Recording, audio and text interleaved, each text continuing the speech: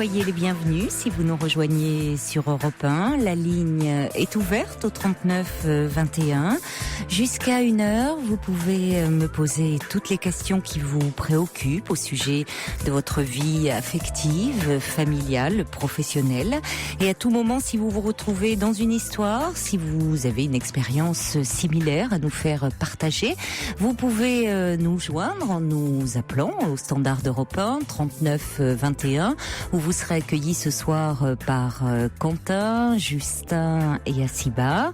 Vous pouvez également nous écrire un courriel sur le site europe1.fr et vous allez ensuite dans Libre Antenne, où vous pouvez nous faire un petit commentaire en envoyant un SMS, d'abord avec le mot-clé « nuit », suivi de votre message au 7 21 21, code nuit.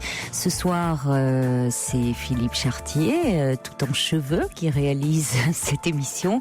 Et d'ailleurs, un petit message de Sergio, déjà, qui arrive au 7 21 21, qui dit « C'est la pleine lune, et se couper les cheveux à la pleine lune porte bonheur, n'est-ce pas, Fifi, le hippie ?» Allez, c'est parti. Ah là là, les pauvres, on n'a pas fini de l'embêter avec ça. Allez, nous, c'est parti pour 2 heures de direct. Caroline Dublanche. Bonsoir Christian. Oui, bonsoir. Bonsoir. Caroline. Vous voulez me parler de votre frère, je crois, pour qui vous faites du souci. Tout à fait. Si on fait un petit résumé rapide de la situation, je ferai un résumé rapide dans le principe de dire, c'est, je pense, le problème de quelqu'un qui ne sait pas dire non. Qui ne sait pas dire non à une consommation et une surconsommation de besoins qui étaient au début tout simples. Monsieur et madame tout le monde qui vit et la famille à côté ne voyant rien apparaître. Monsieur tout le monde qui va à l'arrivée devoir faire pour nous d'énormes bêtises. Imaginez aller chercher de l'argent où il n'est pas, c'est-à-dire aller même jusqu'à créer des cambriolages pour amener un peu d'argent supplémentaire à aujourd'hui 4 000 € de consommation que permettait le salaire des 2 personnes. Et la découverte un jour, c'est un appel qui fait savoir que son frère est à la gendarmerie et qui est accusé de choses qu'on n'imaginait pas. Ça, c'était il y a 5 ans. Les cambriolages, donc il a... Cambriolage pour simplement ramener un peu d'argent supplémentaire en allant vendre son recel pour simplement continuer à consommer et à plaire à son entourage. Alors, vous me dites, il est en couple, hein, c'est ça? Vous me dites. Il était à l'époque en couple. Parce que 4 000 € à 2, donc ce sont quand même des revenus tout à fait convenables.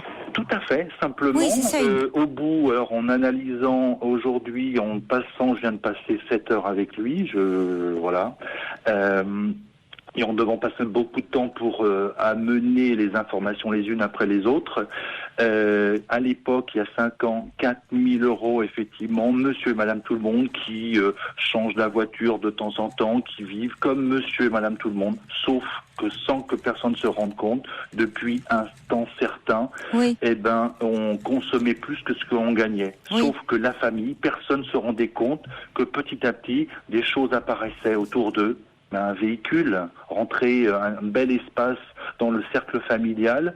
Mon frangin était capable de rentrer ça dans le cercle familial sans que personne se rende compte de comment on a pu s'acheter un espace. Il a toujours trouvé, manipulé autour de lui les situations à son avantage pour que tout passe crédible. Extraordinaire d'intelligence. C'est-à-dire que c'est ça finalement aujourd'hui, non, vous avez du mal au fond vous-même à comprendre, c'est-à-dire que vous avez été aveuglé au fond. Voilà. Donc mais endormi, simplement lui c'est un peu ruiné la santé, a ruiné son ménage, il a donc dû divorcer à la sortie de ça, il prendra 3 ans de prison, dont 1 an ferme et 2 ans de prison avec sursis. Il paiera tous ses dettes à ces gens cambriolés. Ils avaient à l'époque un appartement qu'ils ont dû vendre et ça a permis d'éponger toutes ces dettes, plus de 100 000 € de dettes. À l'arrivée, ils ont trouvé un beau pigeon. Moi, j'avais fait faire à l'époque un appel qui a été levé parce que les gens ont eu peur autour de moi. Et donc, ils ont géré, ça a été géré. Ça fait 5 ans, tout s'est passé, ça a été beaucoup plus dur. Il l'a payé ce qu'il devait payer. Il a fait sa peine de prison aménagée. Il a pu garder, sans que les gens se rendent compte, parce que les gens pensaient de son travaillant dans la fonction publique, logiquement, 1 an de prison ferme et 2 ans de sursis, on doit perdre son emploi en plus. Il a réussi à gérer ça. Et à l'arrivée, la découverte, c'était ce week-end, un coup de fil, et c'est pour ça que j'étais avec lui cet après-midi. La machine a surconsommé, reparti. Juste là, après 3 ans de veille totale, d'arrêt total. Je pense savoir un peu pourquoi il est resté 3 ans en réserve, parce qu'il pensait que son sursis des 2 ans supplémentaires durait que 3 ans. Donc pendant 3 ans, je fais pas de conneries. La connerie, il n'a pas été cambriolé. Non, il était beaucoup plus simplement faire les choses. Il était voir monsieur le banquier. Il n'a aucun crédit. Monsieur gagne 1 600 € en étant aide-soignant.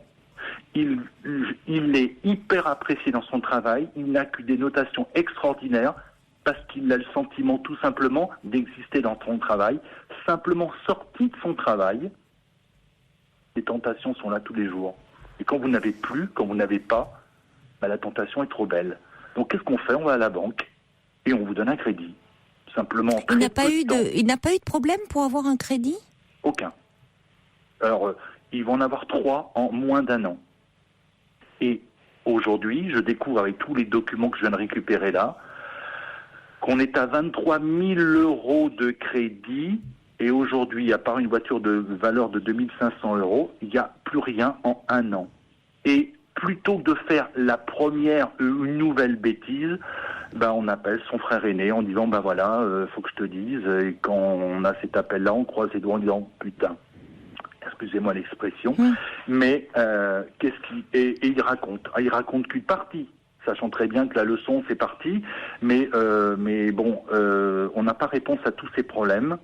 Il vous a appelé pour vous parler tout de suite de. Il m'a appelé après. Comment était-il quand il vous a appelé? Vous l'avez senti comment? Angoissé? Ah oui, non, mais bon, je peux imaginer mon semaine, parce que en passant près de 8 heures avec lui aujourd'hui, et avec son ami du moment, ça fait 4-5 mois qu'il est avec quelqu'un qui est aujourd'hui et qui sait tout depuis quelques semaines, est encore avec lui, donc il doit bien avoir des côtés cachés de mon frère qui doivent être positifs, et si je m'occupe de lui, si je l'aide, c'est qu'il a bien des côtés positifs, sauf que de l'autre côté, cette machine à surconsommer est toujours cachée autour de tout le monde.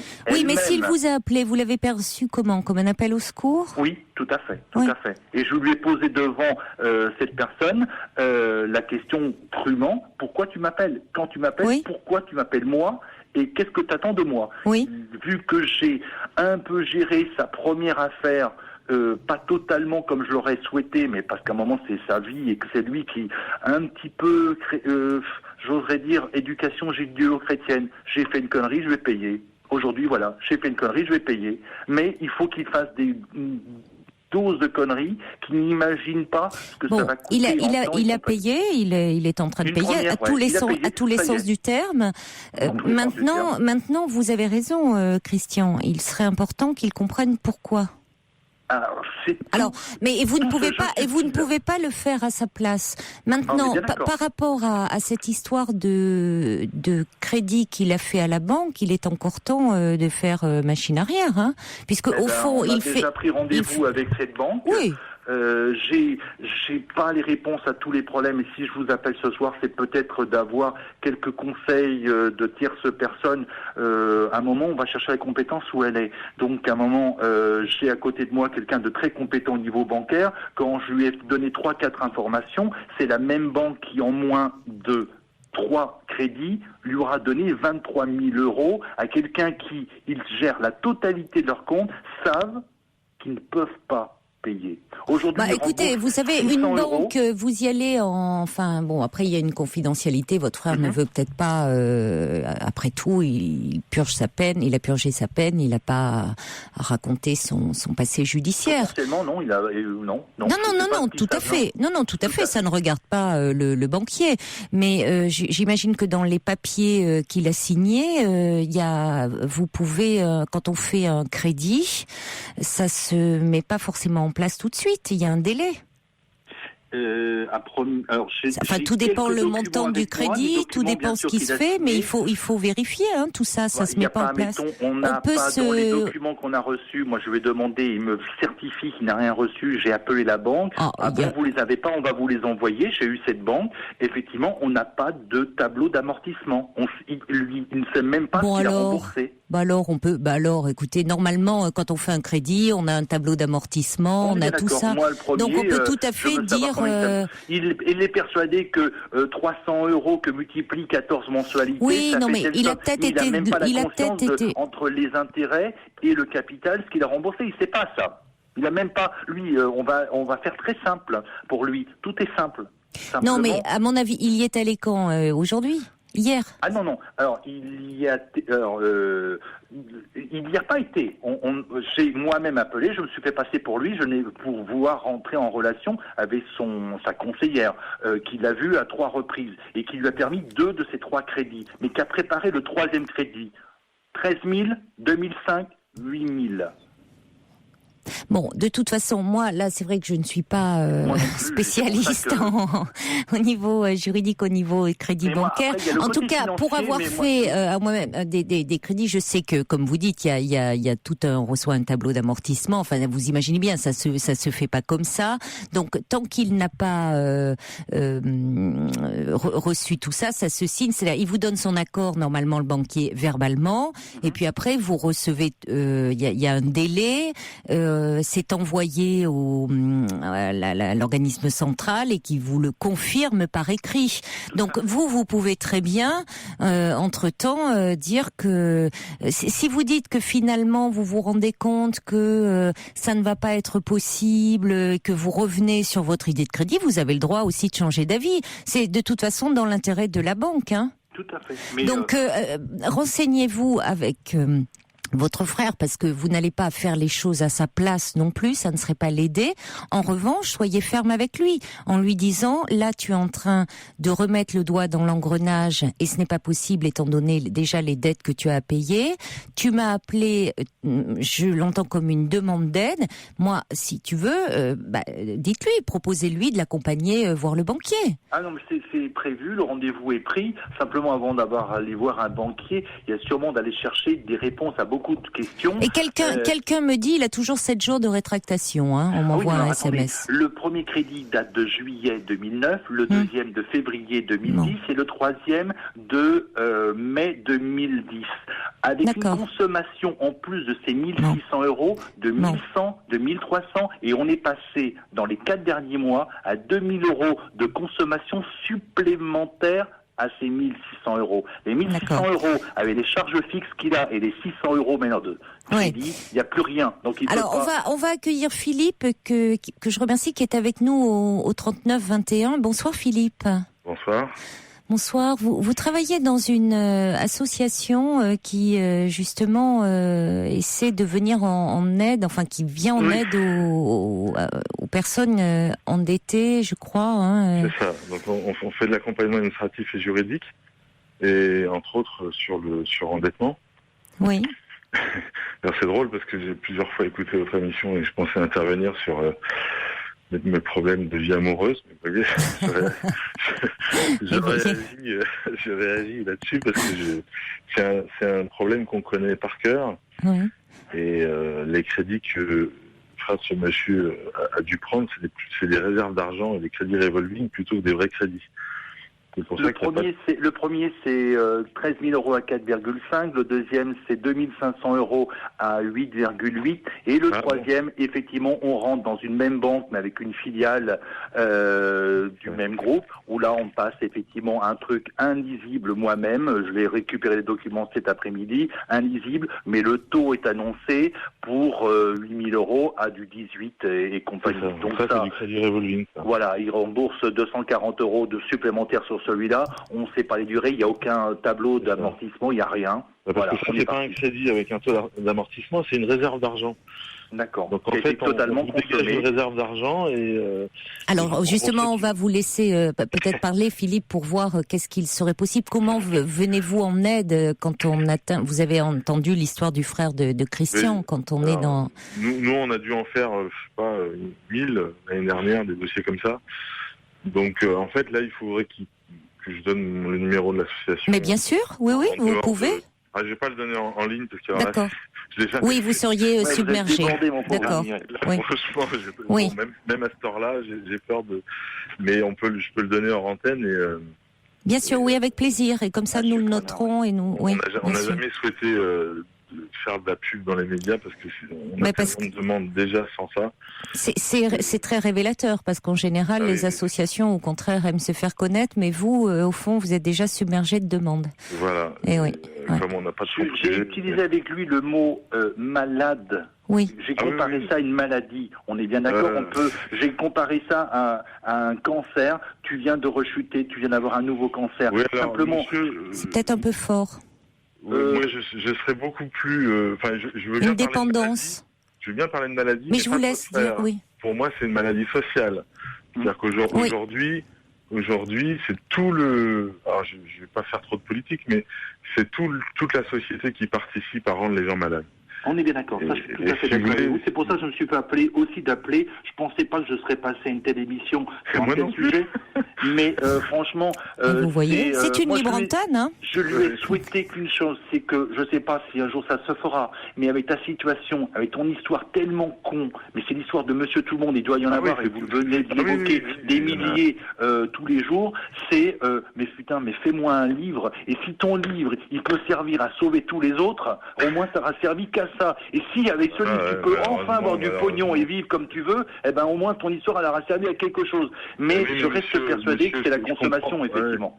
Je comprends ce que vous ressentez, mais oui, c'est intéressant ce que vous dites, Philippe. Oui, pardon, 1 million. Il y a 1 million de familles surendettées en France, déclarées à la Banque de France. C'est énorme. Qui font un dossier de surendettement, pour dire j'en peux plus.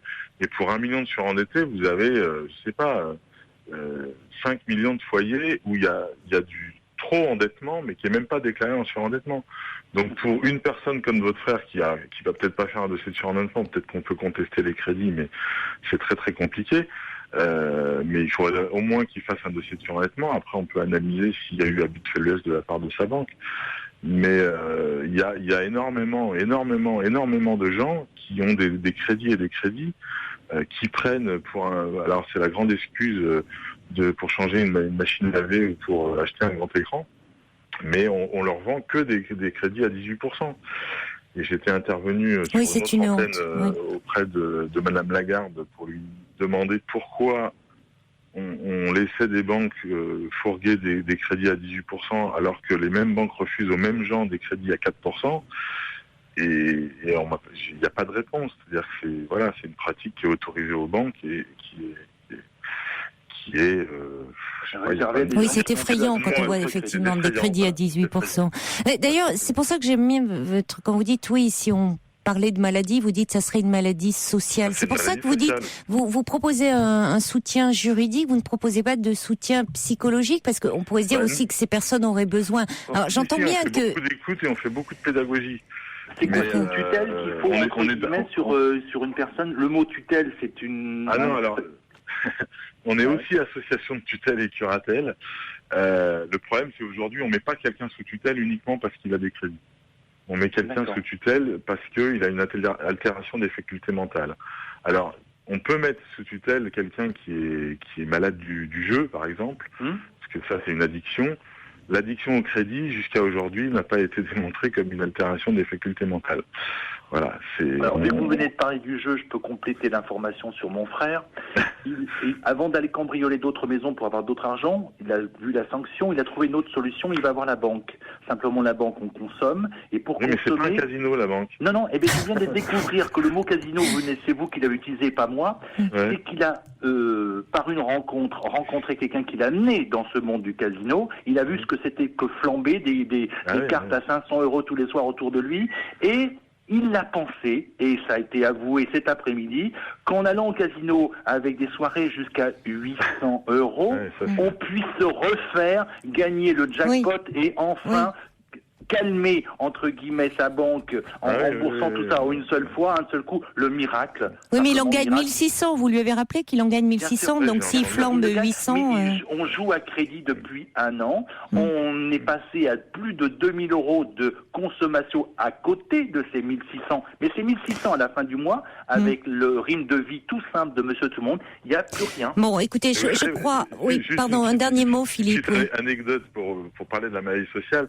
Nous, on fait des actions de prévention et on a des réunions avec des gens à qui on explique comment ça marche pour qu'ils ne tombent pas dans le piège. Et il y a une réunion où il y a une femme qui est venue avec sa fille de 8 ans. Et au début de la réunion, je leur demande toujours, pour vous, qu'est-ce que c'est qu'un crédit ?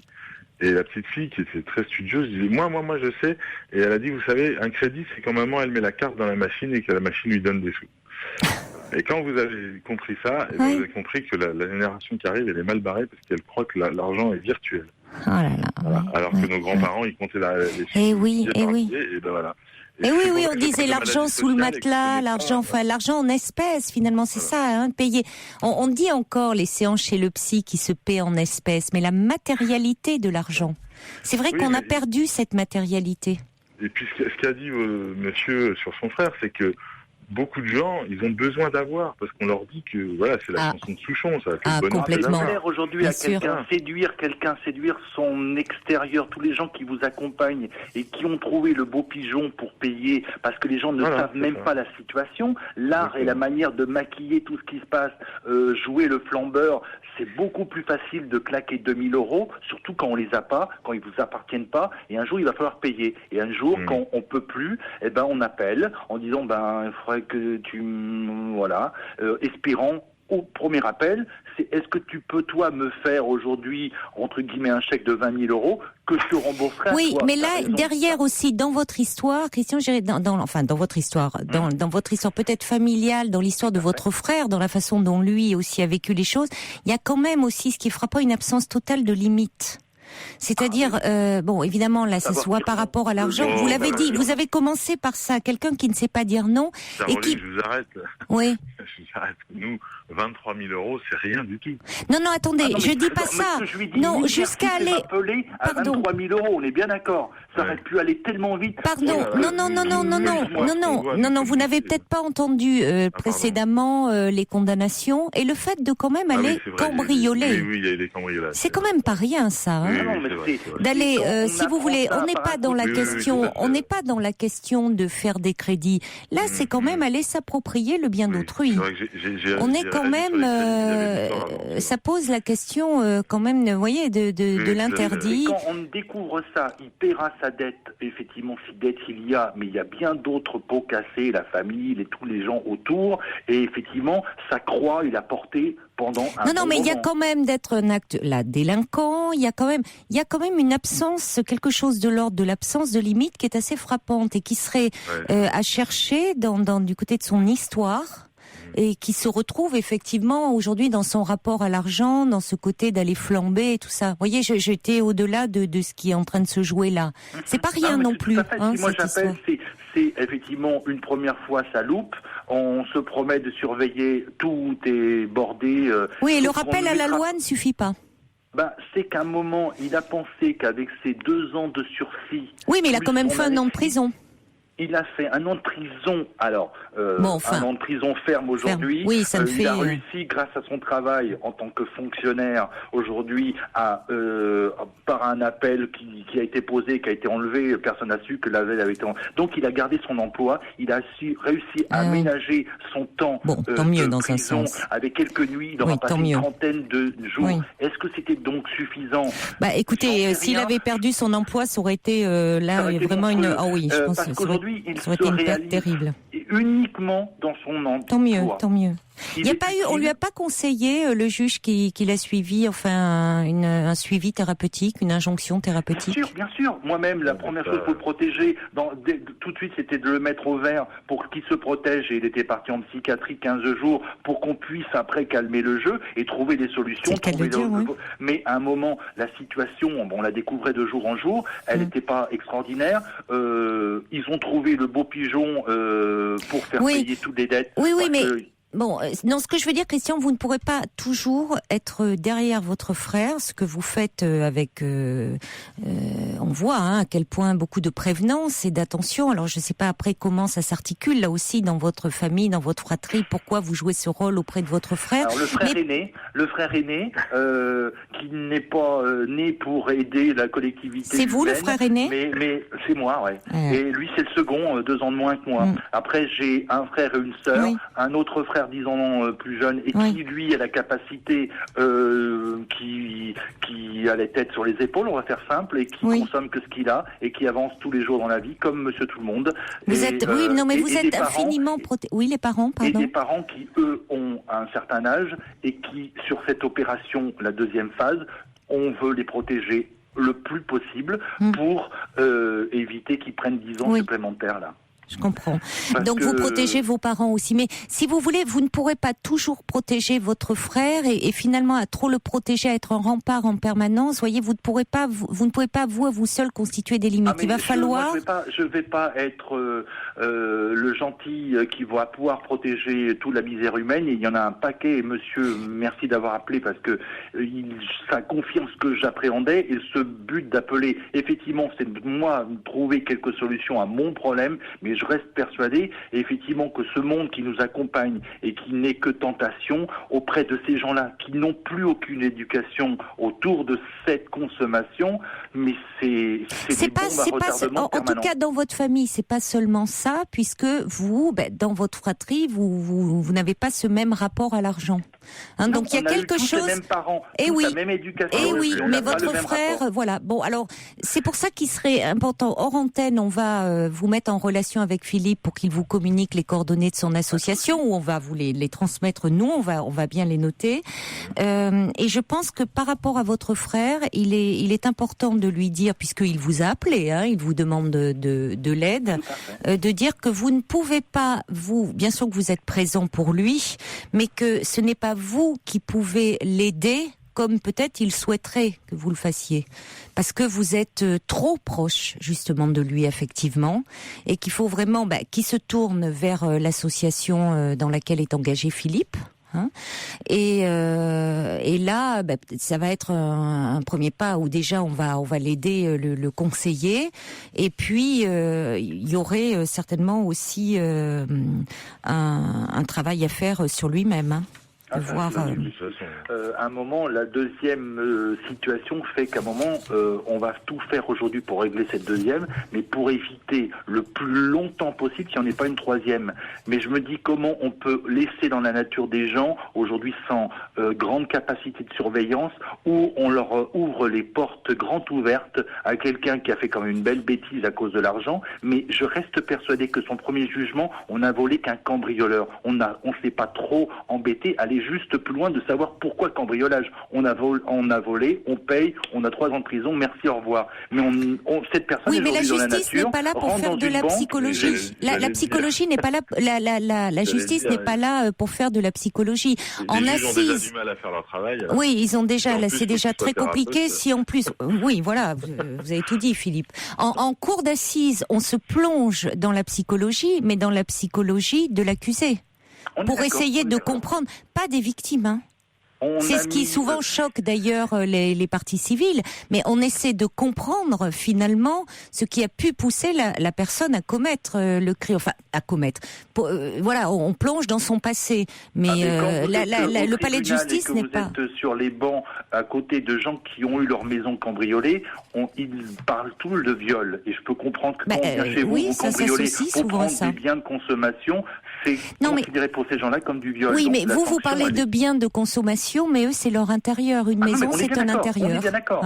Il s'agit pas. Bon, vous aimez votre frère, vous le défendez, mais il s'agit, il a franchi des limites qu'on n'a pas à franchir. Je dis pas ça du tout pour défendre mon frère. Je me mets à la place des gens qui ont été cambriolés et je peux comprendre tout à fait. C'est très traumatisant. Ouais. Ah non, mais on voit bien. Alors, je reçois Tidou, un petit message qui dit: mon frère a été dans le même pétrin, plus de 30 000 euros. La solution peut passer par un regroupement de crédit pour baisser ses mensualités. Quelqu'un dit: si votre frère ne peut plus payer ses dettes, il aura la possibilité de monter un dossier de surendettement. J'ai été dans ce cas, cela m'a permis de... Je n'ai pas la suite, attention, c'est limité à 160 caractères, hein, vos messages.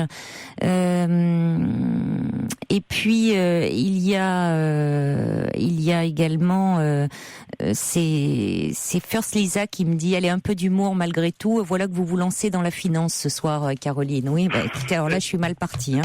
Je suis pas encore trader, rassurez-vous. Hein. Comment ?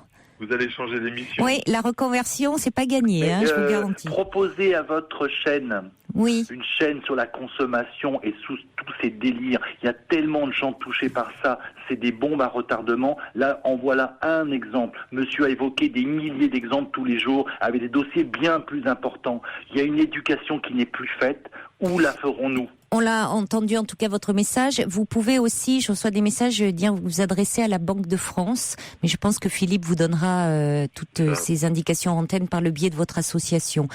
Bon courage, Christian. Merci d'avoir abordé ce sujet. Et puis Philippe, alors peut-être à une prochaine fois pour parler non pas de crédit, de surconsommation, mais d'amour. D'accord. Hein, c'était un premier contact ce soir. Merci Caroline. À bientôt alors. Merci, au revoir. Au revoir. Pour rejoindre Caroline Dublanche, appelez le 39 21, 34 centimes la minute.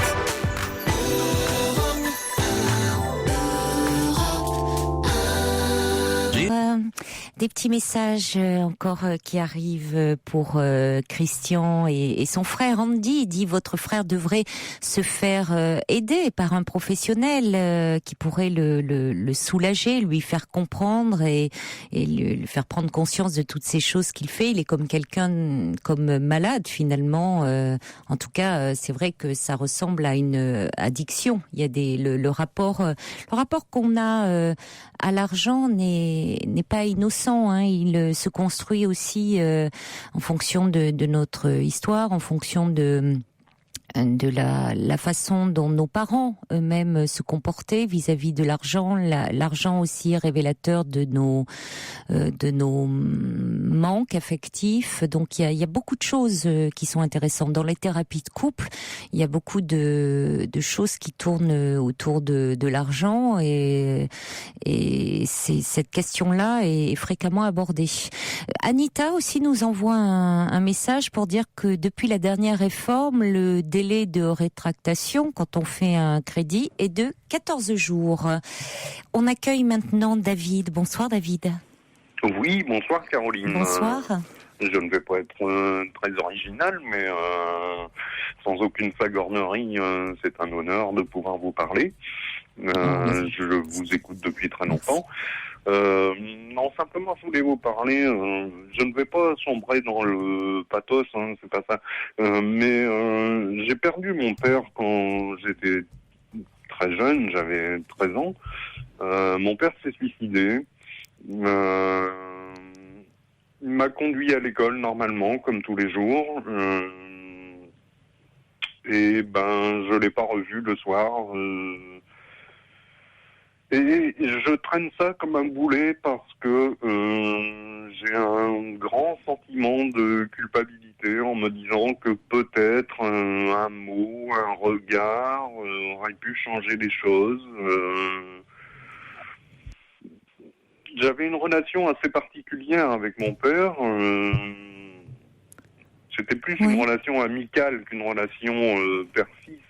Mon père m'a fait découvrir énormément de choses, je sais pas, les échecs, la littérature américaine.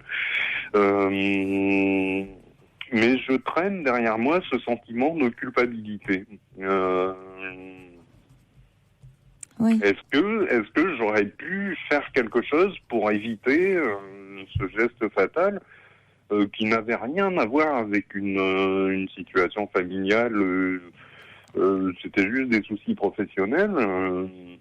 Est-ce que j'aurais pu faire quelque chose pour éviter ça ? Non. Non, ni vous ni personne, David. Quand quelqu'un a ni vous ni personne, je pense, de son entourage proche, et encore moins vous, son fils. C'est pas, mais vous dire ça ne va pas vous ôter. J'aimerais bien, mais d'un coup de baguette magique, votre sentiment de culpabilité. Je sais bien que vous n'avez pas de baguette magique. J'aimerais bien être une fée de temps en temps, mais c'est, si vous voulez, vous décrivez bien la brutalité. Il vous conduit à l'école comme tous les jours. Bon, tout est apparemment normal. Oui. Et puis, le soir, il n'est plus là. Il n'est plus dans votre vie. Non. Comment vous en a-t-on parlé ? Comment vos parents vivaient ensemble à ce moment-là ?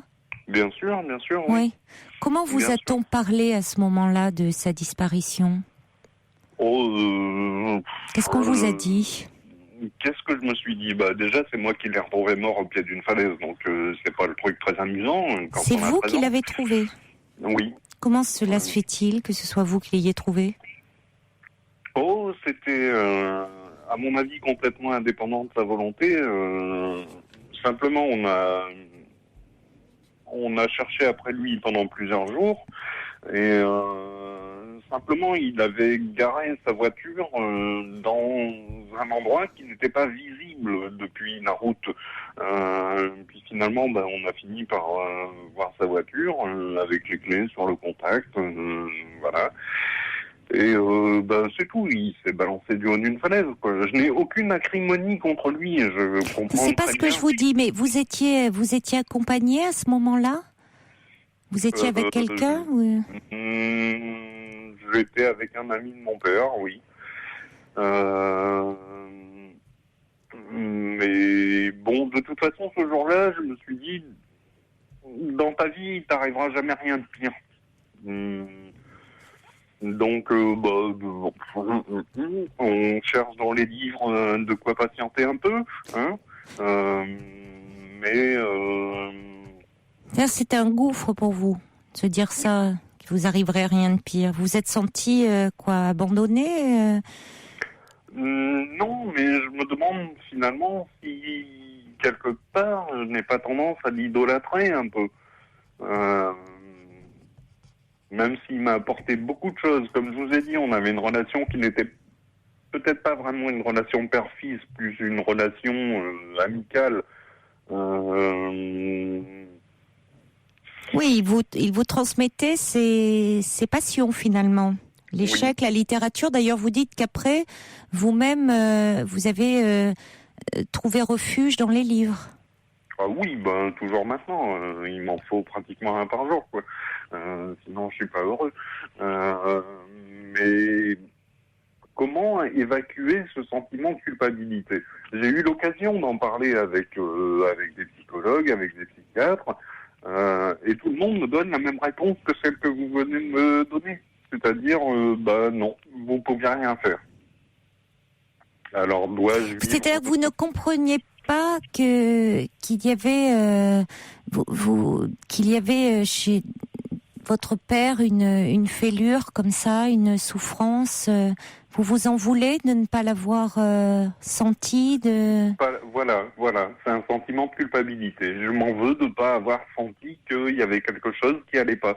Peut-être qu'avec vous, justement, il était bien dans ces moments où il était avec vous, où il était heureux de ces moments de complicité, oui, de tout ce qu'il vous transmettait, de tout ce qu'il vous faisait partager. Est-ce que je dois subir ça comme une fatalité jusqu'à la fin de mes jours ? Je suis pas très vieux, j'ai 44 ans.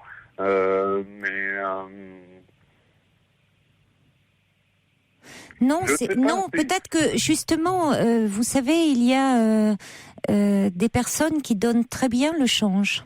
Et peut-être que votre père était de celle-là. C'est-à-dire qu'il y avait Dans un suicide, il y a toujours plusieurs raisons. Alors vous dites que il rencontrait des difficultés professionnelles, mais ces difficultés professionnelles ont dû faire écho à certainement des souffrances liées à son histoire, bien avant évidemment votre naissance, à son histoire d'enfant à lui. Mais il y a des personnes qui ne montrent rien, ne laissent rien transparaître de leur souffrance, et Oui, surtout pas à leurs enfants. C'est pour ça que je ne lui en veux absolument pas du tout. Je sais bien que... Peut-être qu'il aurait mieux valu un petit peu, voyez, à un moment, que vous éprouviez un peu de colère. Ça aurait évité... c'est ce qui est compliqué finalement, c'est-à-dire que au fond, ce père reste un... Comme vous dites, c'est un père presque une figure un peu mythique, hein, ce père qui vous fait partager comme ça des tas de choses, et puis qui disparaît brutalement, qui sort de votre vie brutalement et de façon tragique. Enfin,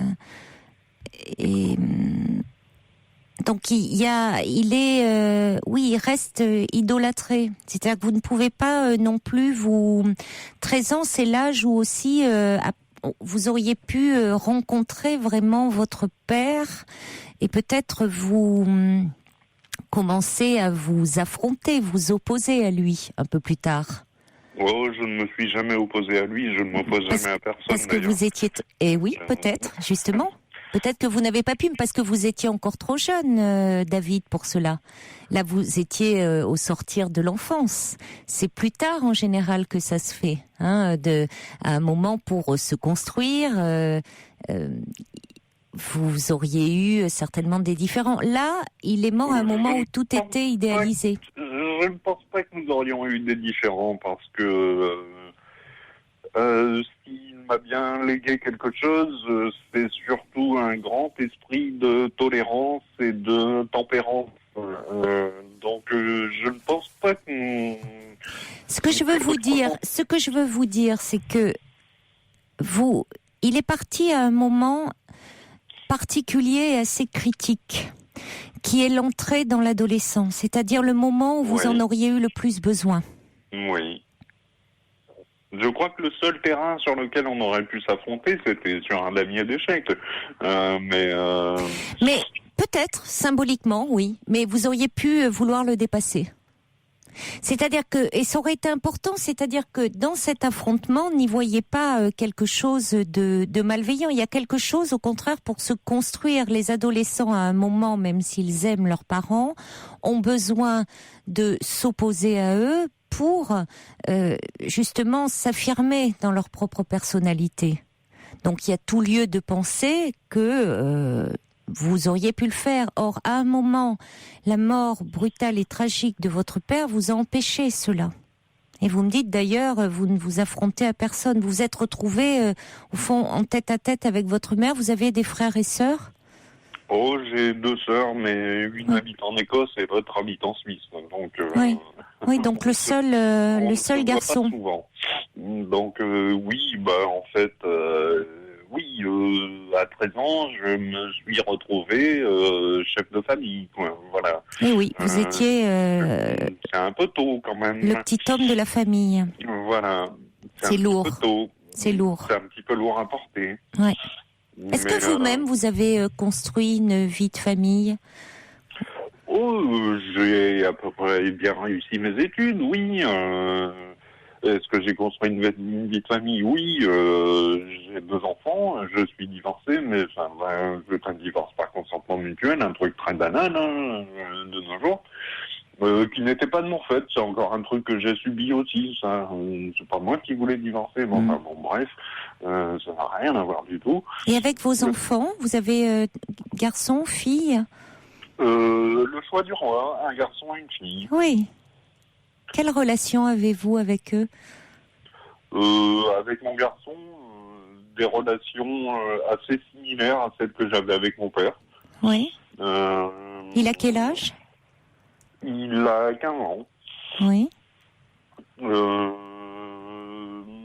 avec ma fille, c'est un petit peu plus compliqué parce que ma fille vise toujours l'excellence.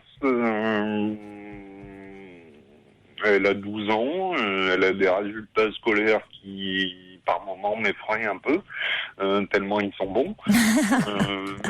Oui, c'est rare. En général, les parents sont ravis de cela. Vous, oui. Oh, ça peut changer vite, hein, vous savez, à cet âge-là. Donc, pour le moment, elle veut être une élève parfaite. Oui, non, mais par exemple, pour son dernier anniversaire, à part des choses utiles, quotidiennes, est-ce qu'il y a quelque chose qui te ferait plaisir Oui, je voudrais les métamorphoses d'Ovide. Bon. Je suis allé à la librairie lui chercher les métamorphoses d'Ovide. Mais... Oui, mais en même temps, vous aimez aussi les livres. Elle est dans cet univers-là. Oui, peut-être qu'elle essaie de reproduire un petit peu. C'est pas qu'elle essaie de reproduire. Peut-être qu'elle a aussi un goût. Il y a quelque chose qui se transmet. Est-ce qu'ils le connaissent? Est-ce que vous leur avez parlé de votre père, montré des photos? Oui, des photos, oui. Mais bon, ils le connaissent pas. Non, bien sûr qu'ils ne le connaissent pas. Mais l'histoire. Est-ce que vous-même, parce que je reçois un petit message intéressant là de Liushka qui dit travailler à comprendre l'histoire de son père l'aiderait sans doute à comprendre qu'il n'y est pour rien. Et c'est vrai finalement. Qu'est-ce que vous connaissez de votre père au fond, de son histoire? Je sais que il n'a pas eu une enfance facile. De même que son père n'avait pas eu une enfance facile non plus.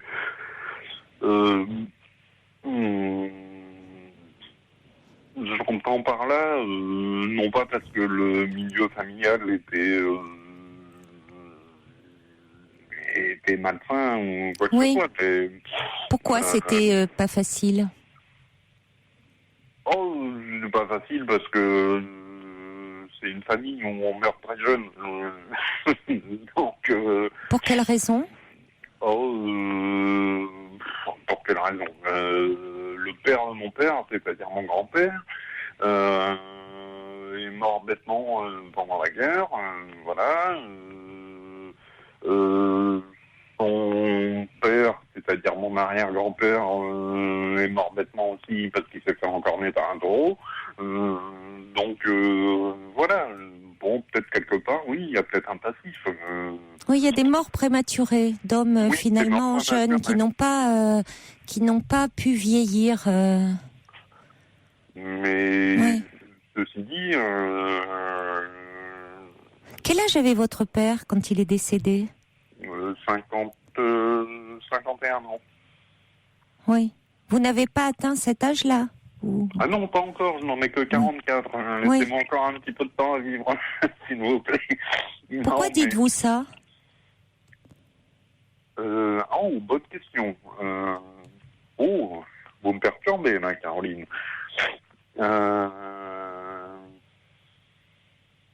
Non, parce que je sais que j'ai une responsabilité, j'ai 2 enfants que je peux voir quand je veux, où je veux, parce que c'est un divorce par consentement mutuel, donc voilà, on est proches l'un de l'autre. Donc je sais que j'ai une responsabilité, mais par contre, j'ai toujours ce sentiment de culpabilité, de ne pas avoir vu... Oui. Oui, mais il y a beaucoup de choses il y a quelque chose dans toute cette histoire familiale d'hommes qui sont morts prématurément, pour des raisons différentes, bien sûr. Il y avait un contexte historique, la guerre, il y a eu un accident avec ce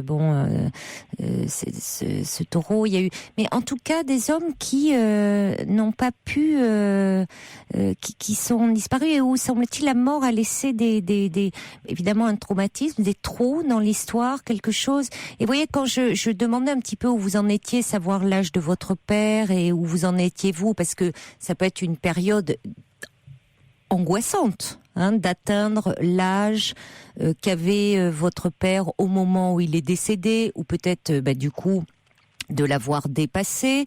Bon, je vous demandais un petit peu pour situer, et effectivement, vous me dites, laissez-moi du temps encore à vivre.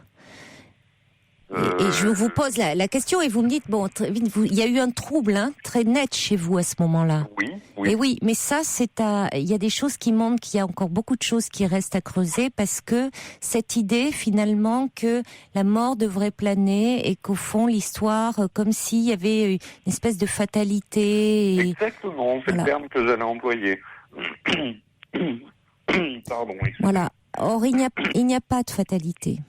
Il y a des choses, et d'ailleurs quand je vous ai demandé, David, un petit peu comment vous avez parlé de sa mort, parce que c'est toujours très difficile d'expliquer, peut-on expliquer les raisons d'un suicide, mais en tout cas après à un enfant, alors vous me dites vous l'avez trouvé au bord de la falaise, après tout il aurait pu tomber, mais enfin c'est bon, non, après non, mais j'ai bien compris, mais comment ça vous a été parlé, ça aussi c'est important, toute la suite, ce qui vous a été dit ou pas dit aussi.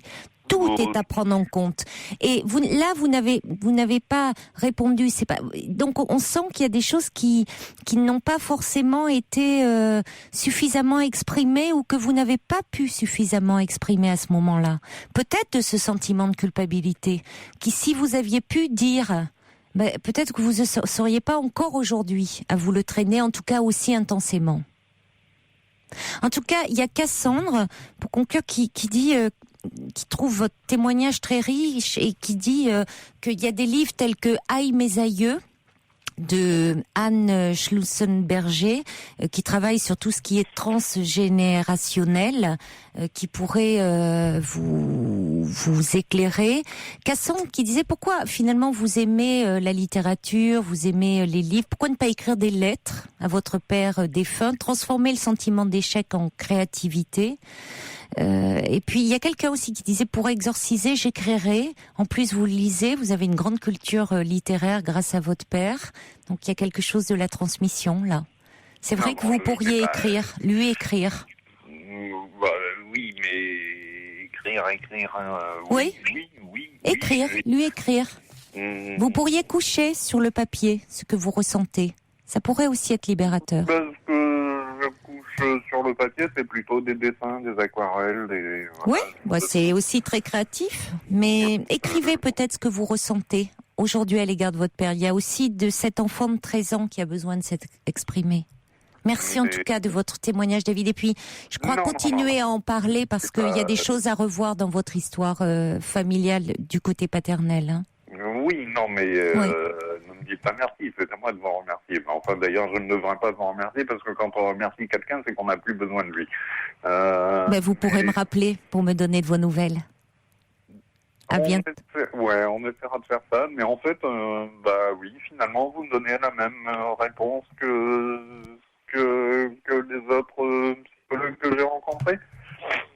Mais parce que finalement, j'y suis pour rien, j'ai rien vu, c'était pas de ma faute, j'aurais rien pu faire. Évidemment.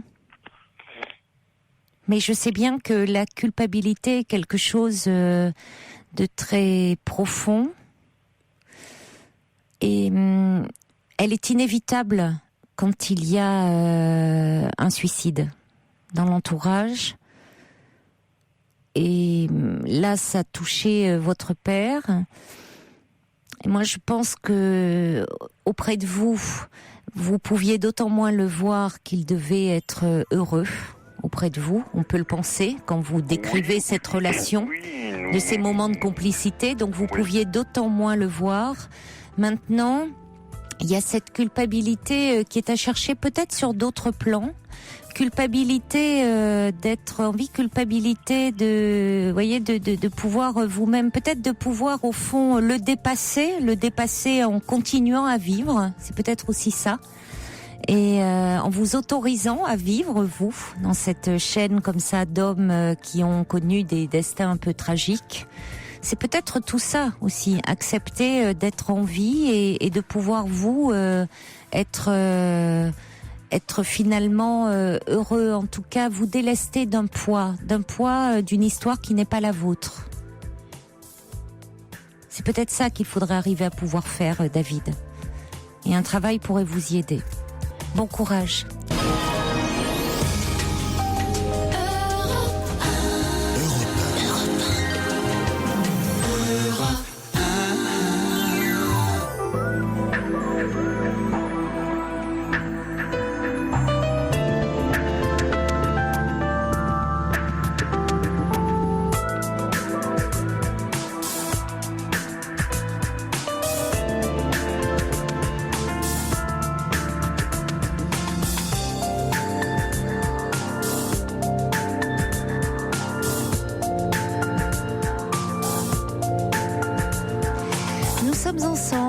écoutez toujours en direct, bien entendu, sur Europe 1, jusqu'à 1h. Cette émission est la vôtre. Vous pouvez continuer à nous appeler au 39 21 pour parler de tout ce qui fait votre vie. Vous pouvez aussi vous joindre à nous à tout moment en appelant ce numéro, faire vos commentaires par SMS au 7 21 21 code de nuit. Des messages justement qui arrivent pour David. Zana qui me dit que les métamorphoses d'Ovid sont au programme du bac. Elle a le temps, hein, la petite fille de David, puisqu'elle n'a que 12 ans, mais bon, elle se prépare visiblement. Et puis quelqu'un dit pour David, travailler en psychogénéalogie, cela pourra vous aider. Cassandre dit peut-être que David ne lâche pas parce que ça fait un lien et il serait important de couper ce lien, en tout cas de s'en détacher. Il y a également un message qui me dit: mon époux s'est suicidé depuis 2 ans. Je me sens toujours coupable de n'avoir rien vu venir. Chaque jour, j'écris un journal et cela m'aide. Notre message qui dit: il faut respecter le choix de celui qui a décidé de se suicider et accepter d'être en colère, car on n'est pas obligé d'être d'accord avec ce choix.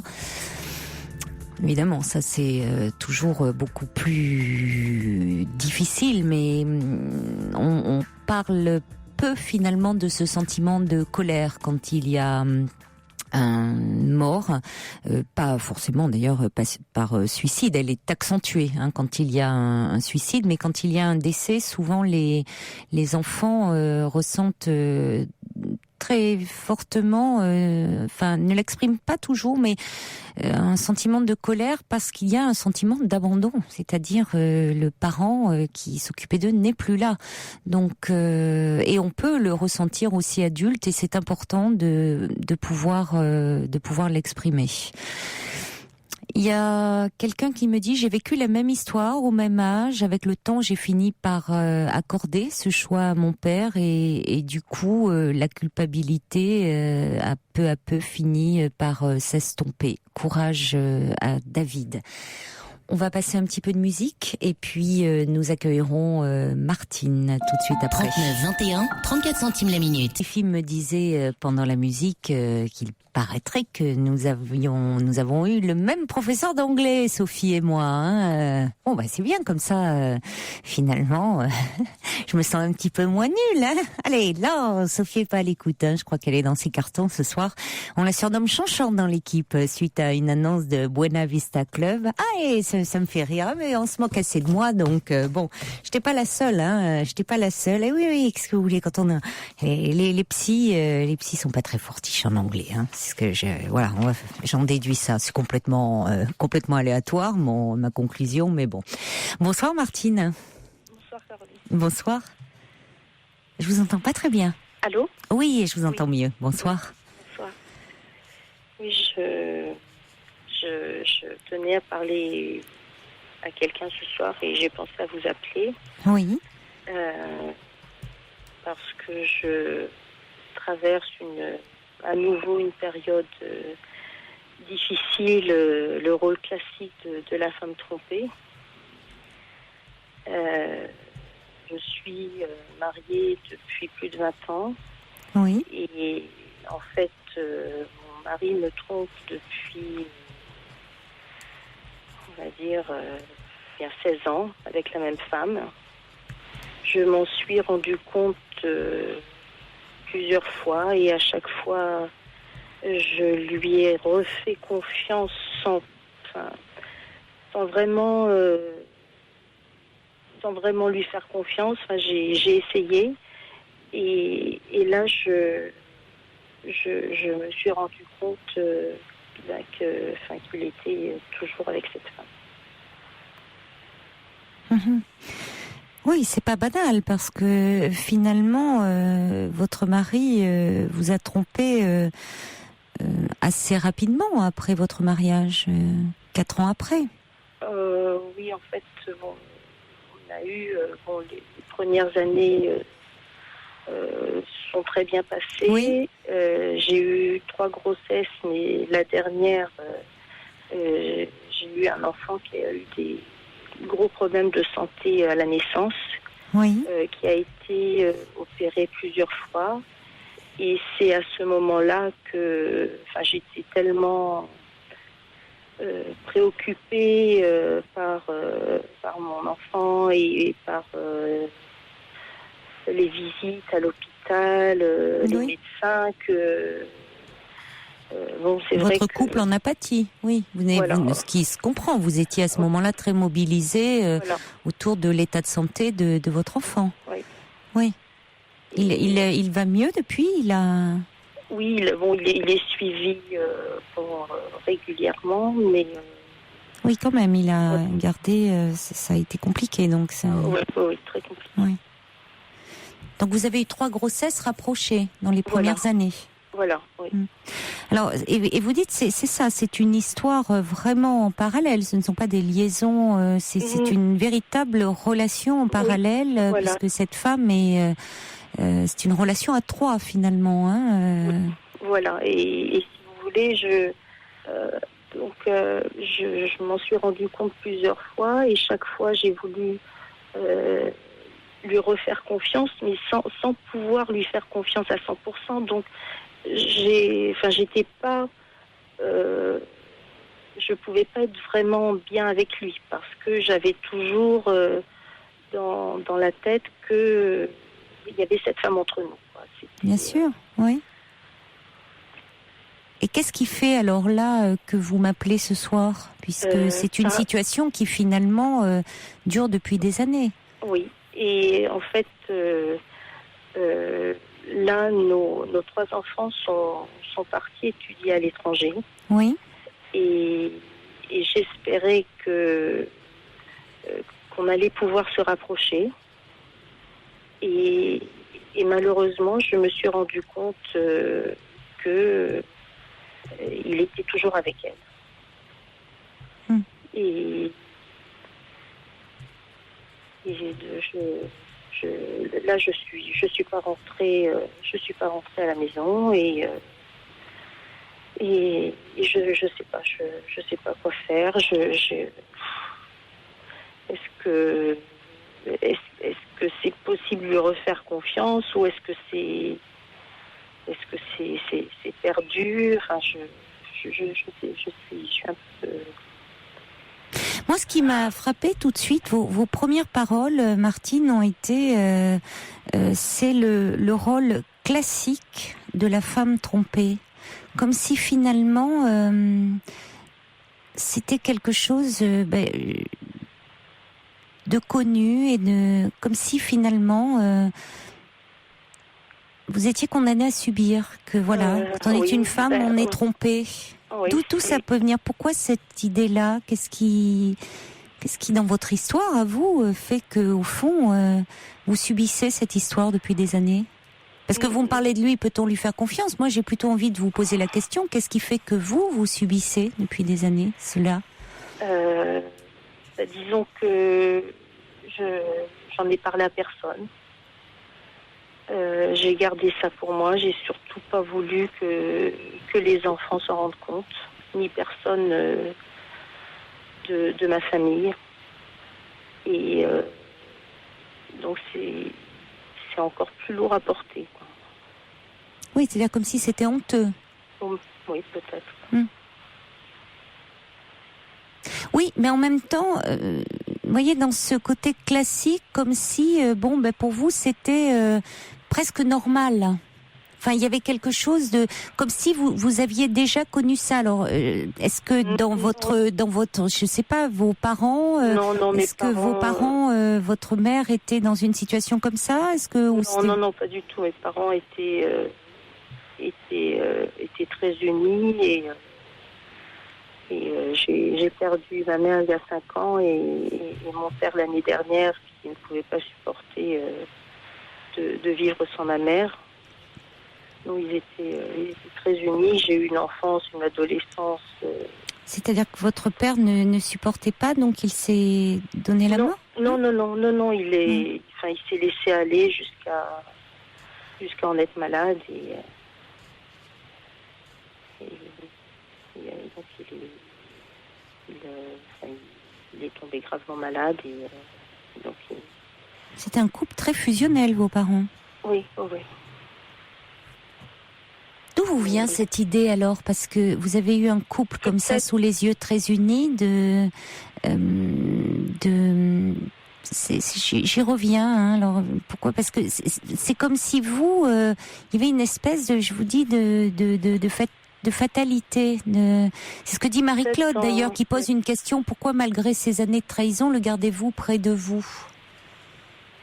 Oui. Alors, je pense que jusqu'à présent, je voulais garder un semblant de famille pour les enfants. Oui, oui.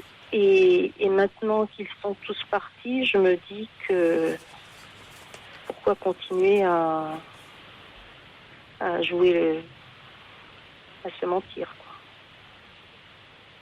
Oui, c'est-à-dire qu'au fond, vous vouliez offrir à vos enfants ce que vous-même vous aviez connu. Oui. C'est-à-dire que c'est ça l'image d'un couple parental très uni. De grandir au sein d'un foyer où il y avait un couple parental uni. Oui. Oui. Donc, et puis bon, j'aurais voulu avoir plus d'enfants, mais bon, la maladie du dernier m'a un petit peu effrayée, et donc on en est resté là. Mm-hmm. Oui, vous aviez un désir de construire une grande famille. Oui. Oui. Une grande famille, unie et heureuse. Vous êtes vous-même issu d'une grande famille? Vous avez beaucoup de frères et sœurs? Oui, j'ai 7 frères et sœurs. Ah oui, en effet. Oui, donc vous aviez vraiment le désir de recréer ce modèle familial que vous aviez connu. Bon, pas avoir autant d'enfants, mais... Oui. Mais enfin, quand même, en tout cas, vous aviez un désir d'avoir une famille nombreuse. Bon, vous avez déjà 3 enfants avec cet homme. Donc là, vous vous posez la question, maintenant que vos enfants sont partis étudier à l'étranger, au fond, vous vous retrouvez, c'est le couple conjugal, là. Oui, voilà, exactement. Et j'espérais beaucoup de cette période. Je pensais qu'on allait pouvoir partager autre chose et faire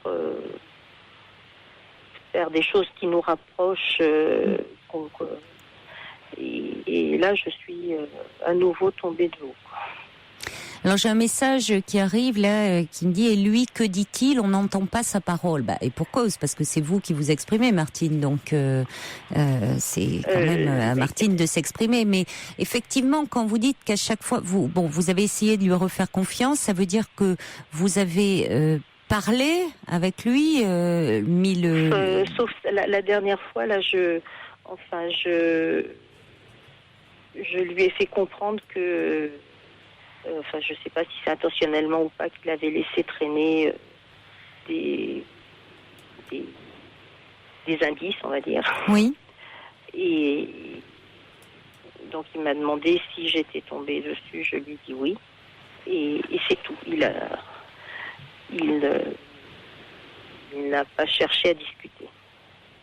Oui, mais est-ce que il sait que vous savez que depuis 16 ans, cette femme est dans votre vie? Bien sûr, oui, puisque l'année dernière encore, j'avais à nouveau compris qu'il la voyait encore, et je lui avais donné un ultimatum, et il m'avait dit: non, je choisis de vivre avec toi et avec mes enfants, c'est vous ma famille. D'accord. Voilà. Oui, d'accord, parce que quand vous me dites est-ce que je peux lui refaire confiance, c'est-à-dire qu'à un moment vous l'aviez mis en situation de choisir. Oui, tout à fait. Entre vous et la famille que vous aviez constituée avec votre mari et cette femme. Donc il disait vous choisir. Oui. Et dans les faits, vous pensez en tout cas qu'il a continué, ou que peut-être il y a eu une interruption mais qu'il a repris. Voilà. Donc ça pose la question quand même, je crois qu'il faut regarder un peu l'évidence. Si depuis 16 ans cette femme est dans sa vie, c'est qu'elle a aussi une place Oui. Et qu'il n'est pas prêt à la sortir de sa vie. Ce qui ne veut pas dire que vous n'avez pas une place non plus, parce que après tout, il ne vous a pas quitté pour elle, ce qu'il aurait pu faire. Oui. Mais votre mari s'accommode, c'est-à-dire a trouvé lui son équilibre. Oui, tout à fait. Entre vous deux, c'est-à-dire vous et la vie de famille que vous lui avez apportée, et puis cette femme. Maintenant, c'est vous. Voilà, c'est vous dans l'histoire. Quand je vous entends, on sent que à l'intonation de votre voix, que vous êtes très affecté de tout cela. Oui, beaucoup. Et il y a 3 ans, j'ai eu un cancer et il s'est beaucoup rapproché de moi. Oui. Et puis à nouveau, la désillusion. Donc, au moment où je faisais mon traitement de chimiothérapie, radiothérapie, donc il était vraiment près de moi et puis maintenant, je me suis rendu compte après que elle avait encore eu le beau rôle.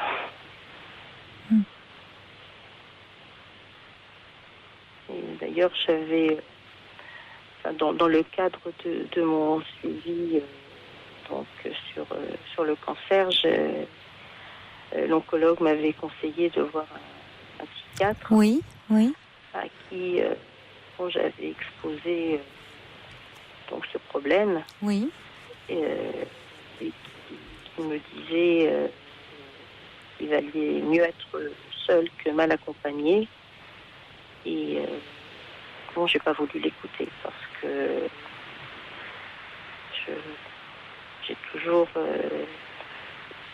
lui ai toujours donné une chance. Oui, c'est ce que j'entends. Oui.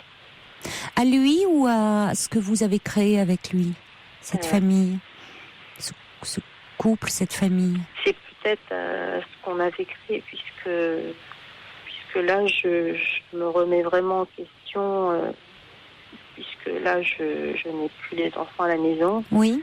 Et je ne sais pas si je serai en mesure de supporter, de continuer à faire semblant. Oui. Pourquoi, finalement, vous faisiez semblant parce qu'il y avait les enfants, oui. Même si quelqu'un dit, d'ailleurs, les enfants ne sont jamais dupes, au fond. Oui, peut-être. Mais est-ce que... Il y a Tom qui demande, d'ailleurs, cette autre femme, est-elle libre, elle, de son côté, ou est-elle mariée? Elle a divorcé pour mon mari. Oui, mais il n'est pas parti pour autant. Non, parce que lui a son équilibre dans cette relation. Mais vous n'y trouvez pas votre équilibre, bien au contraire.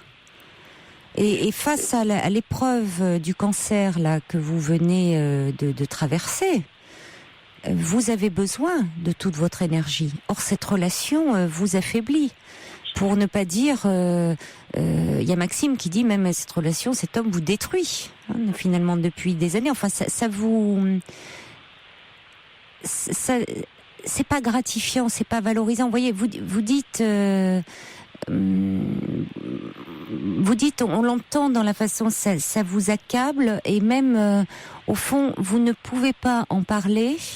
Comme si vous portiez le poids il y a le poids d'un secret, le poids de la honte.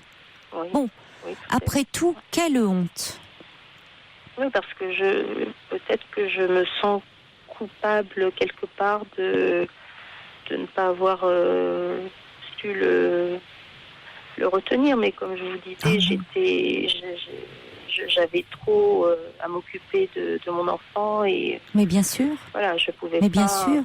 Oui, parce que tout de suite, vous m'avez dit, au moment où, lors de votre 3e grossesse, il y a eu des difficultés importantes qui se sont présentées. Vous avez dû, à ce moment-là, être beaucoup dans les hôpitaux pour votre enfant. Difficultés, même mes 2 autres enfants, je les ai laissés à ce moment-là parce que Mais oui, mais parce que ce tout petit accaparait toute votre attention. Et d'ailleurs, c'était pas, vous n'avez pas surinvesti par excès, puisque vous dites qu'encore aujourd'hui, cela nécessite un suivi médical. Oui, donc, vous avez fait les opérations qu'il a suivies, c'était vital. Vous avez fait ce que vous deviez faire. Alors après, que votre mari, lui, n'ait pas pu assumer. Et que face à cela, il y a des moments où effectivement le couple parental prend le pas sur le couple conjugal, et qu'à ce moment-là il se soit qu'il est moins supporté, qu'il n'est pas supporté finalement que la maman que vous étiez, avec toute cette anxiété qu'on peut comprendre autour d'un nouveau-né en plus, et bien qu'il soit parti ailleurs trouver une relation. Qu'est-ce que vous voulez? Vous allez vous rendre responsable de ça? Non. Non. Je crois que là vous endossez tout. Oui, je dois vous dire aussi que donc c'est moi qui allais voir les médecins, et quand ils m'annonçaient des résultats pas trop bons, j'ai toujours essayé aussi de le préserver, de ne pas l'inquiéter. J'ai tout gardé pour moi. Vous voyez qu'il avait du mal à supporter, à accepter cette situation, et donc c'est vrai que j'ai pas mal supporté. Mais qu'est-ce que vous prenez sur vous, hein? Mais à quel prix? Enfin, vous êtes en même temps, vous êtes très courageuse, et on sent il y a beaucoup de pudeur et de dignité chez vous. Mais à quel prix, quoi? Parce que ça se retourne contre vous, d'une certaine façon, parce que vous toute cette tristesse, il est important aussi que vous puissiez l'exprimer, même cette colère au fond. Je reçois beaucoup de messages pour vous, oui. Par SMS. Il y a Laurence qui dit, il n'y a pas de honte, ni de fatalité à être trompé, vous pouvez toujours agir. Et Laurence a entièrement raison. À tout moment, il est possible de reprendre sa vie en main.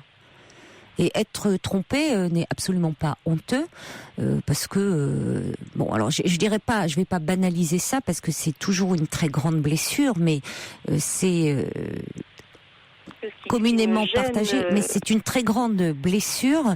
Mais je veux dire, ça ne vous diminue en rien. Et vous n'êtes pas à l'origine de cela.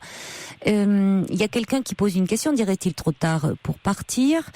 Il y a Cathy qui dit, j'arrive à l'instant sur l'antenne d'Europe 1, eh bien bienvenue à vous Cathy, et dit, j'entends une grande fêlure, une sorte de désillusion, en même temps beaucoup d'amertume et un peu d'acharnement à vouloir quand même poursuivre malgré tout.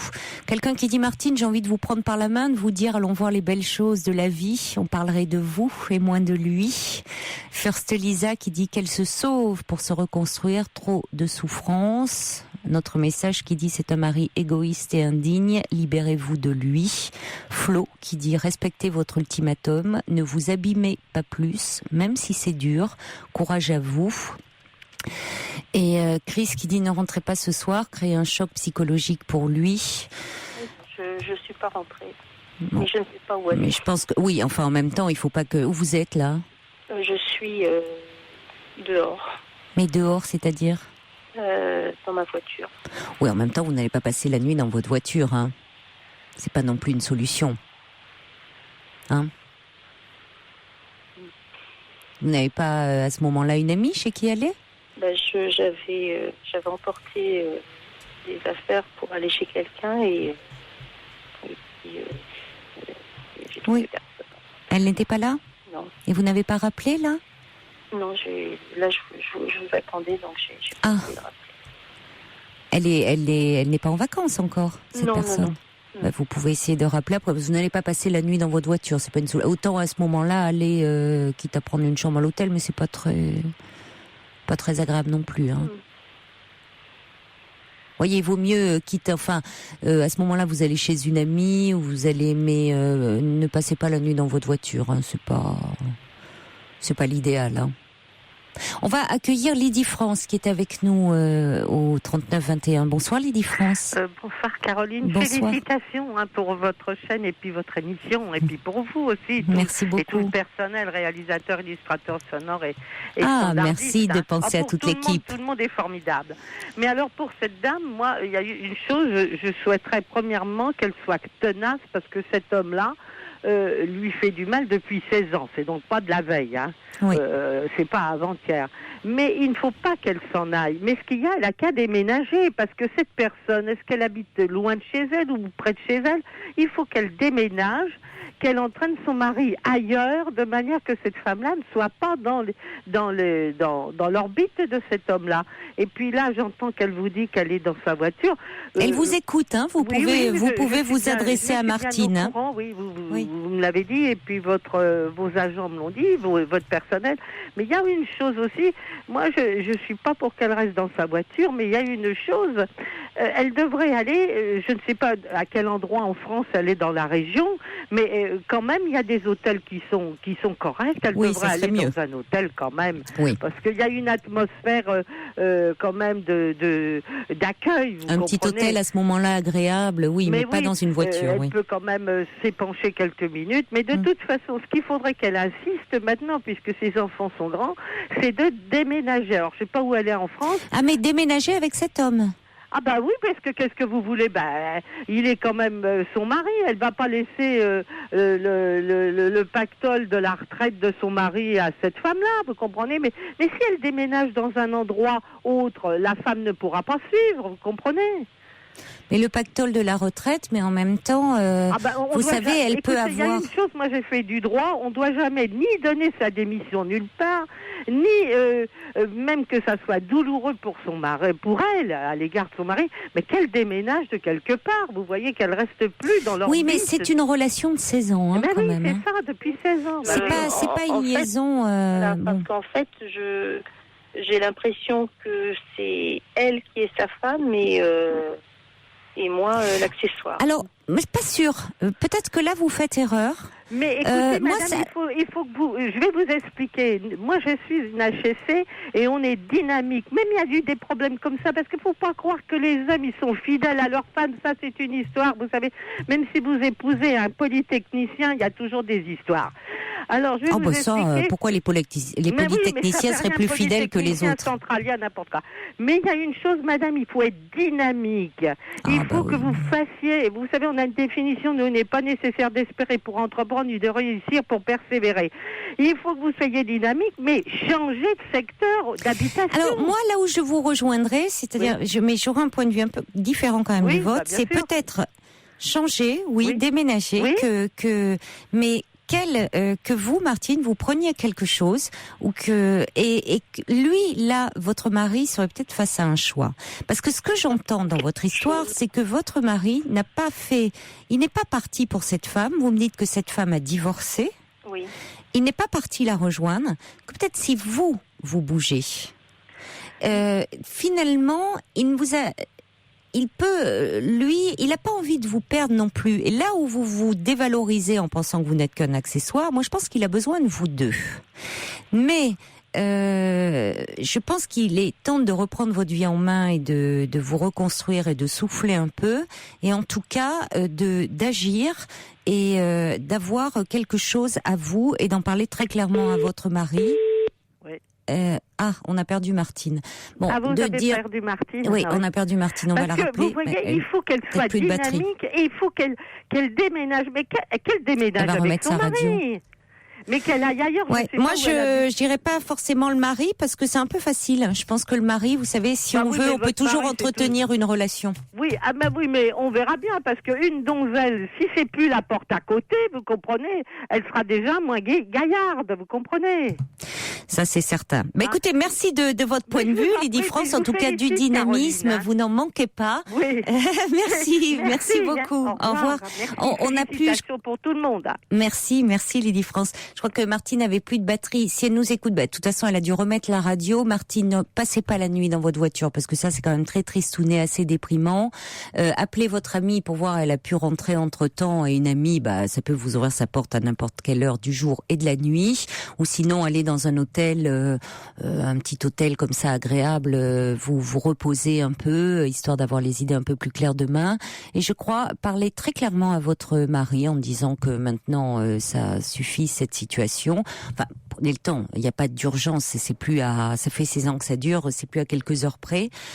Vous avez deux points de vue différents, Lydie France qui vous dit de déménager en emportant votre mari sous le bras. Moi, je vous dirais qu'il prenne ses responsabilités, qu'il fasse son choix. Et vous, je dirais plutôt, oui, trouver un endroit où, en tout cas, que lui, à ce moment-là, s'il veut aller avec cette femme, qu'il aille vivre avec elle, parce qu'après tout, vous pouvez aussi rester là où vous habitez. Et que lui, lui, s'il veut, qu'il fasse un choix, et s'il veut être avec elle, qu'il aille avec elle là où elle habite. Vous n'êtes pas non plus obligé de partir. Tout ça, ça s'organise. Il faut que vous fassiez le mieux pour vous. Bon courage à vous, en tout cas, Martine. Au revoir. Toutes vos confidences à Caroline Dublanche au 39 21. 39 21. 34 centimes la minute. Poupi qui me dit: je suis très en colère d'entendre dire ça sur les hommes. Moi, j'ai toujours été fidèle. Ce sont les femmes qui m'ont trompée.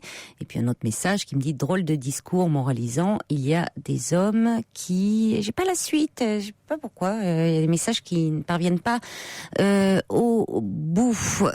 Quelqu'un me dit: il a peut-être d'autres maîtresses, ça suffit. Martine, il faut penser à vous. Vos enfants sont grands et peuvent comprendre tout ça. Bien sûr, Poupig, qu'il y a des hommes qui sont fidèles, heureusement, et des femmes qui sont infidèles. C'est pas lié au fait d'être un homme. Il y a aussi des hommes infidèles, mais il y a des hommes qui sont avec une femme et qui n'éprouvent pas ce désir comme ça d'avoir des liaisons. Bon, c'est important de le dire. Voilà, donc vous pouvez à tout moment vous manifester quand vous n'êtes pas d'accord avec ce que vous entendez à l'antenne. On accueille, oui, Fifi, oui, tu es fidèle à l'émission. Allez, on accueille maintenant Marie-Joseph. Bonsoir Marie-Joseph. Oui, bonsoir Caroline. Bonsoir. Bon, je voulais vous appeler pour témoigner parce que là je me sens un peu épuisée. Oui. Mon mari est atteint d'une démence de type Alzheimer depuis 2 ans. Ah oui. Et il a basculé complètement du jour au lendemain. C'est-à-dire, je l'ai laissé pour partir en voyage. Et j'étais à peine arrivée, on m'a appelé. Il est hospitalisé en psychiatrie. Et depuis, il ne me reconnaît pas toujours. Et il ne reconnaît pas les lieux où on habite. Donc, ça a été très brutal. Très brutal, avec quelques troubles mnésiques pour lesquels on avait consulté. Mais ils avaient pensé à une dépression, sachant que souvent l'Alzheimer commence par une dépression. Il arrivait très bien à masquer un petit peu. Et puis alors, brusquement, c'est le fait de ne pas me reconnaître, de ne pas reconnaître son lieu de vie. Oui. Donc il veut toujours s'en aller. Donc il faut que je pense à fermer. Et je vous appelais, c'était surtout parce que je n'arrive pas à décider de partir, ne serait-ce qu'en voyage quelques jours, voir ma fille à Paris, parce que je me sens très culpabilisée et je n'y arrive pas. Pourquoi ? Il est dans une institution là. Non, pas du tout. Je m'en occupe. Oui, parce que vous dites vous arrivez quand même à le garder parce que vous dites qu'il veut fuguer. Je ferme. Vous devez être toute la... Ben oui, vous n'avez pas le choix, mais vous êtes toute la journée avec lui ? Je travaille, je suis infirmière de nuit dans une unité neurovasculaire en neurologie, dans un hôpital. Oui. Et donc, le matin, j'arrive, et comme il dort énormément... Oui. Mais bon, je suis à côté, quoi. Mais oui, mais enfin, vous dormez, vous n'avez pas un sommeil paisible et réparateur parce non, pas que vraiment. Vous savez que, vous êtes quand même plus ou moins à veiller, quoi, surveiller. Voilà, c'est ça. On a un niveau de stress. Ah oui. Je suis toujours inquiète, mais bon, malheureusement, il est très apathique et c'est vrai qu'il dort Bon, dans un sens, malheureusement, oui. Pour vous, évidemment, ça vous permet un peu de répit, et puis pour lui, moins d'angoisse. Oui, parce qu'au fond, quand il veut fuguer, c'est qu'il ne sait plus où il est. Il est angoissé au fond, alors que quand il est comme ça plus apathique, il est. Ah, mais je pense que malgré tout, même si c'est pas qui je suis, je le rassure. Oui, vous pouvez tout à fait, même s'il ne sait plus qui vous êtes, quel lien il a avec vous, vous pouvez tout à fait, votre présence peut être très rassurante. Oui. Mais si vous décidiez de partir à Paris voir votre fille, dans ces cas-là, vous pourriez, quelle solution avez-vous pour... Alors voilà, ils le prennent parce qu'il y a une infirmière du secteur de psychiatrie qui vient toutes les semaines pour voir où il en est, pour m'aider et tout. Et elle me dit, vous dites quand vous voulez, il n'y a pas de problème. Alors, moi, vous voyez, de partir et de le laisser en psychiatrie, j'arrive pas à faire la démarche. Je me dis, je sais pas. Vous voyez, ça vous culpabilise, l'idée de la psychiatrie Oui, surtout quand il avait été hospitalisé, là, tout à fait au départ du diagnostic et tout. Il était resté 3 semaines en psychiatrie pour voir, voulait prendre du recul, pour voir, ça se diagnostique pas comme ça, une maladie d'Alzheimer. Non. Et donc, il est resté 3 semaines en observation, et je trouvais ça terrible. Oui, mais en même temps, évidemment, ça a dû être terrible parce que, comme vous dites, c'était de l'observation et c'était l'attente du diagnostic. Oui. Donc c'était une période... Tout en sachant que, je voyais pas... quand je leur demandais, ils étaient très évasifs, mais je me rendais bien compte qu'il avait tous les symptômes quand même. Et puis c'est vrai qu'ils me le disaient pas, c'était assez terrible ça. Et j'ai une interne au départ et on discutait et tout à fait au départ. Et elle me dit que c'était terrible de faire le deuil d'une personne qui est encore en vie. Alors au départ, je me dis quand même, elle exagère et tout. Et là, je me rends compte, c'est vrai. Je vis avec quelqu'un, mais il n'a aucun souvenir. C'est terrible. C'est comme si je vivais avec un étranger. On n'a pas de passé commun. Vous voyez, c'est quelqu'un... Oui, c'est très angoissant, oui. Je lui prépare son petit déjeuner et tout, mais je sais pas ce que je représente pour lui. Des fois, il me regarde et puis il me dit, vous savez pas où est Marie-Joseph? Je dis, c'est moi. Il arrive, vous voyez, alors vous dites, oui, et quand vous lui dites, c'est moi, qu'est-ce que... Ah oui, il dit, ah oui. Oui, donc il a des flashs, des moments... Oui, des petits moments. Oui. Alors je voulais vous en parler parce que ça fait du bien d'en parler. Oui, je comprends, oui. Dire qu'on a mal, ça fait...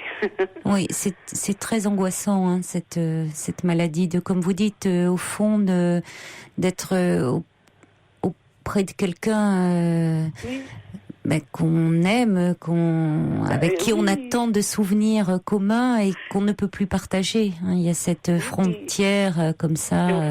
J'étais divorcée, il s'est occupé énormément de ma fille de 9 ans à maintenant, elle a 26 ans. Enfin, oui, il s'en est énormément occupé. C'était quelqu'un qui était près d'elle et nous avons perdu un petit chat. Et l'autre jour, j'ai dit, elle me manque. Et lui pensait que je parlais du chat. Oui. Vous voyez, et alors, je sais pas, c'était très étrange. Et j'ai dit non, je parle d'Hermione. Il me dit, mais elle est morte. Mais on avait l'impression que ça ne lui faisait rien. C'est ça qui est terrible, vous voyez, cette indifférence, quoi, aux événements. Oui. Voilà. Oui. Que ma fille peut mourir, le chat peut mourir. Non. Ça ne l'émeut pas, je sais pas, je crois que... Et oui, mais il y a une détérioration aussi, qui explique cet état-là et qui atteint aussi les zones de l'émotivité. Vous voyez, mais c'est vrai que forcément, c'est très perturbant. Ouais, c'est très perturbant pour vous d'entendre cela, de dire c'est-à-dire c'est lui et plus lui, hein, c'est-à-dire qu'au fond alors il peut y avoir des petits moments comme ça des flashs des petits moments où il dit des choses comme ça qui sont liées au passé, notre vécu et tout. Oui. Oui, mais bon, je me dis, il a vraiment tout oublié. L'autre jour, il y avait une émission, il parlait d'Hitler. J'ai dit, mon Dieu, ça ne doit pas être facile de s'appeler Hitler. Et il me dit pourquoi il a fait quelque chose de particulier. Alors j'ai dit d'accord. Alors surtout que c'était quelqu'un qui, la Seconde Guerre, enfin, avec plein de livres et tout. Enfin, vous voyez, c'était quelqu'un qui s'y intéressait et tout. Oui. Alors bon, j'ai essayé de faire de l'humour. J'ai dit, vous ne devez pas être juif. Alors, mais avant, bon... Oui. L'humour sauve de beaucoup de choses. Hein, oui, mais là, non, pas du tout. Il me dit, non, je ne suis pas juif. Mais enfin, comme il ne savait pas qui était Hitler. Mais non, forcément, il ne pouvait pas du tout... tout comme ça. Bien sûr, lui ne pouvait pas être... d'abord, avoir accès à l'humour, hein, voilà. Et puis effectivement, ne sachant pas... bon, ça serait presque un sketch, hein, de dire Hitler, on parle d'Hitler, et pourquoi il a fait quelque chose, c'est incroyable, quoi. Oui, ça montre bien. Oui, il y a des situations complètement incongrues, saugrenues. Enfin, c'est absurde. Oui, on est dans l'absurde. Alors, il y a des choses comme ça qui peuvent prêter à sourire, même à rire à certains moments. Et puis en même temps, c'est ça, on est dans le tragicomique, hein, en permanence. Décalé, oui. C'est très difficile. C'est pour ça que, vous voyez, je reçois un message de Brigitte qui dit « Vous faire du bien à vous sera bon pour lui aussi. » Vous pouvez voir les choses sous cet angle-là. Et quelqu'un, c'est Pat qui dit non, c'est quelqu'un qui dit ça fait beaucoup pour vous à gérer parce que vous avez déjà un métier très prenant, difficile, travailler la nuit. Oui, mais je me dis heureusement. Et il vous oui, en même temps, mais et cette personne dit il vous faut des bols d'air, même si c'est délicat à organiser. Voilà. Et elle dit d'ailleurs je vous admire vous et tous les conjoints de ces patients.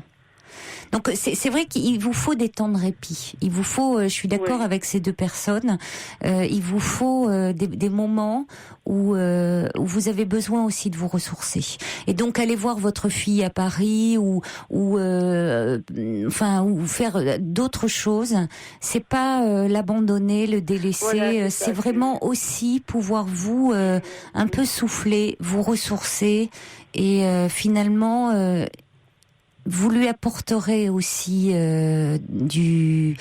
tout ce que le fait de pouvoir un peu continuer quoi parce que ces maladies sont évolutives mais longues donc il faut pas s'épuiser.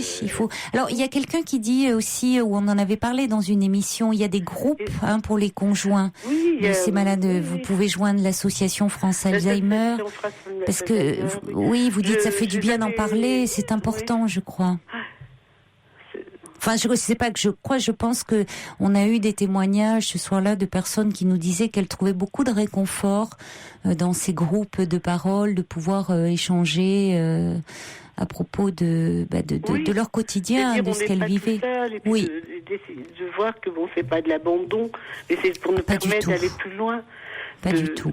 D'être là encore plus longtemps et d'être bien et pas, je sais pas d'une nature agressive, mais c'est vrai que très vite.